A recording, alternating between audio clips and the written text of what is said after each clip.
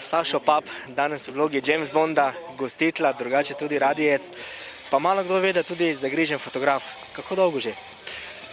Zdaj čist aktivno zadnji 2 leti, drugače pa bom rekel ljubiteljsko tam od 14. leta naprej, ko sem si pač nekako privoščil pa kupil prvi fotoaparat, seveda takrat ne digitalnega, ampak enega Rusa. Se še mogoče spomnite, kakšne firme je bil? Ja, Zenit, ga imam še doma in funkcionira, celo tako malce nostalgično sem na zadnjih 2 fotošutih, ko sem fotografiral pač beauty, fashion, lepotice in to z digitalnim Nikonom, sem tudi vstavil film in probal narediti neke fotografije z analognim starim Zenitom in je luštno uspelo.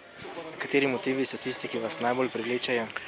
Začelo se je, tako kot po moje, pač večino fotografov na kakšnih potovanjih in tako naprej, ne. Se pravi landscape, pokrajina. No, zdaj me je pa kar potegnilo v bistvu med lepotice. Tako da, ja, fotografiram zdaj za par revij že in se dobro počutim in se tam super znajdem.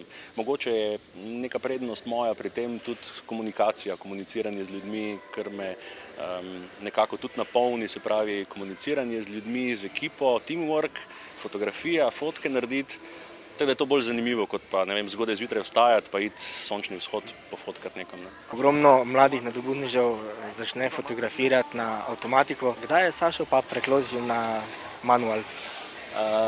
Ja, pri 14 v bistvu sem itak moral samo manualno fotografirati z Zenitom. Tisti, ki poznajo te fotoaparate, se spomnijo, da tam je bil še fokus, se pravi ostrina bila ročna. 2 leti nazaj, ko sem pa kupil en bolj konkreten fotoaparat, takrat pa sem tudi kar na manual preklopil in jaz mislim, da je to prava stvar. Mnogo ljudi si nabavi res dober fotoaparat, ki danes niso več tako dragi, in potem dela vse z avtomatiko. Jaz pravim, čim prej ven iz avtomatike. Aparati so sicer odlični, znajo avtomatsko tudi delati, ampak aparat nikoli ne ve, kaj ti hočeš, kje hočeš izostriti, pa recimo kakšno svetlobo želiš ujeti, lahko ti naredi on pač neko povprečje, ampak bolj kreativne stvari se podelajo pač na ročne nastavitve.